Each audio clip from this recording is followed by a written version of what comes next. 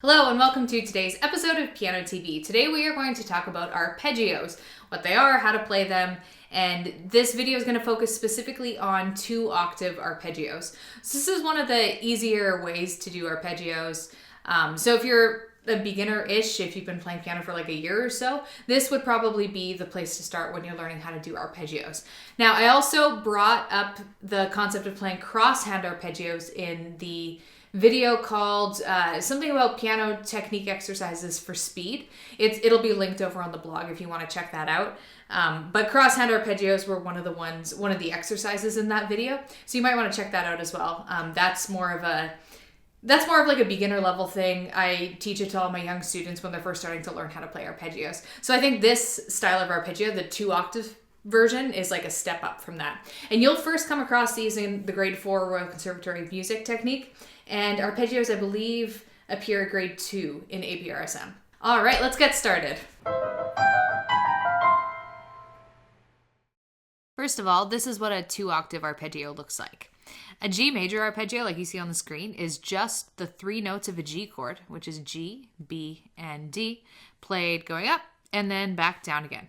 So the big difference between arpeggios and triads, which we've already talked about on this channel, are that arpeggios just keep going in one direction. They don't weave back and forth like triads. So just so you can visualize it, this is what a triad looks like. You can kind of see it plays every single note of the chord. So this is a C chord starting on C, then a C chord starting on E, starting on G, and so on. So it kind of goes up, then down, then up, then down, then up, and down. It zigzags a little bit more than arpeggios do. Since arpeggios are just constantly moving forward, they don't look back, they don't turn around, they just do a bunch of leaping. That's what makes them a challenge to play. Let's look at how to actually play an arpeggio now. We'll start by doing a C major arpeggio, since it's the easiest one. I'm going to start by showing you what a right hand 2-octave arpeggio in C looks like.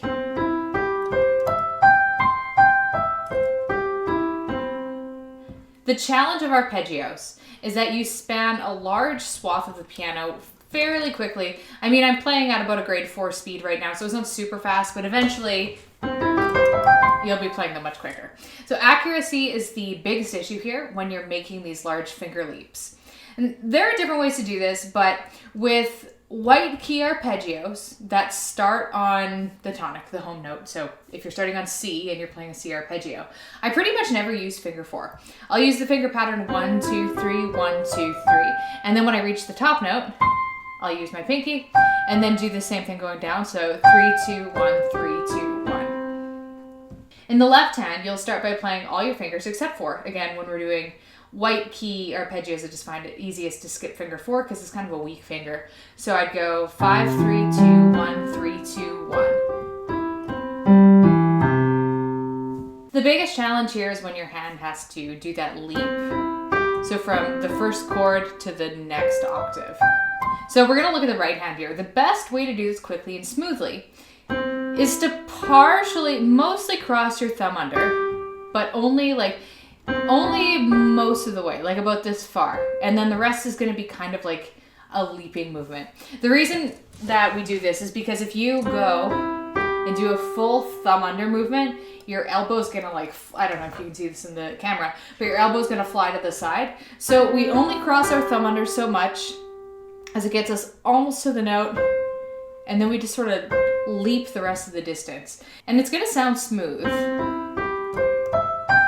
because that leap, that like little tiny leap, is just like a hair, and it doesn't cause a pause in the sound. It's challenging to explain, but if you play around with this, you'll notice if you do like a full thumb under cross like you would with the scale, your elbow's going to fly out. So you want to find a way to do that thumb under, and then on the way back down, 3 over without, having your elbow fly out to the side. It takes a little bit of practice to gauge the distance when you're making this little mini hop. That was kind of an exaggerated version so you can see it, but be sure to start slowly with this, and then you can build the movement into your muscle memory. Just watch your arms that you're not like flapping like a bird. In the left hand, you're doing pretty much the exact same thing, except instead of the hop being your thumb, it's finger 3 that's doing the cross. And it's pretty easy to do that without exaggerating an elbow movement. On the way down though, you gotta be careful with that thumb under cross again. That we're only crossing like 90% of the distance. And keeping your elbow tucked. You don't have to do hands together arpeggios in grade 4 Royal Conservatory music, but you do need to know how to do them for grade 4 ABRSM. This is tricky to do because your hands are going to be hopping and crossing in different spots. As always, you want to play very slowly to get the movements down. So that's a slow motion, hands together. You might find it helpful, I've done this before, to write out the notes of the arpeggios in both hands so you can visually see where your hands have to move. And maybe mark down the finger numbers so you can, figure out where your fingers are switching. If you're a visual learner, that might really help you. So just pay attention that you're not doing those weird elbow jabs while you play. Again, that's going to be the theme of this video. No weird elbow jabs. The other thing I want to show you with arpeggios is if you're playing an arpeggio with black keys, there are 2 rules I want you to keep in mind. First rule, never start with your thumb or pinky on a black key.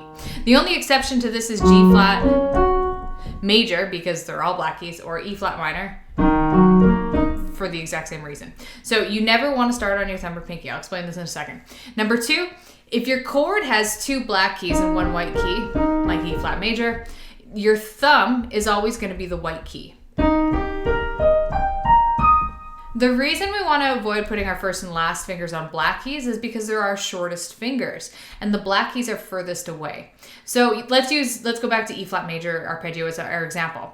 You definitely don't want to start with your thumb. You want to start with finger 3 and then keep your thumb available for landing on the white keys. So your short little tiny thumb finger is going to be like doing the white key movements. And it's much more comfortable to play than to try to do like a cross on the black keys. That's gonna, again, give you the elbow jab.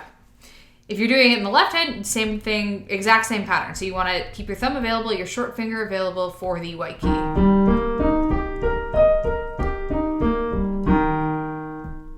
As long as you keep these rules in mind, you should be able to figure out the finger patterns for any major or minor arpeggio that you want.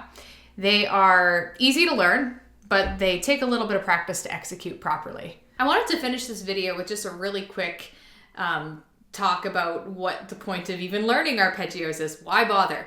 And I think there's 2 really good reasons. So the first good reason to learn arpeggios is that they are really, really common in classical music. And this is going to be especially true for sonatinas and sonatas. You're going to see arpeggio fragments and scale fragments and stuff like that all over the music. So if you already know how to play an arpeggio, just kind of isolated by itself, it's going to be much easier to figure out and play when you come across it in piano music. The second reason that arpeggios are useful is because unlike scales, so scales move they can move quickly, but they only move 1 note at a time. So you're not covering a lot of ground. You're just going note by note by note. Whereas arpeggios, since they're leaping, you cover like a large amount of the piano all at once. And this helps you with your keyboard geography, as my piano teacher would always say. And keyboard geography is just your ability to land on the correct notes to be able to leap and be accurate with those leaps. So it's a really good skill that's quite a bit different from just learning scales. So that's why I think they both have their own place and their own value, but that's what the value of arpeggios are to me. And that is all for today's video. I haven't done a video like this for a long time, actually, like a specific technical exercise video. If there's anything like this that you'd like to see in the future, please let me know in the comments. I always try to consider your ideas and requests and suggestions and stuff like that. Give this video a thumbs up if you enjoyed it. Subscribe if you haven't already. You can check out the end screen if you want to visit me on social media and Patreon. See you later.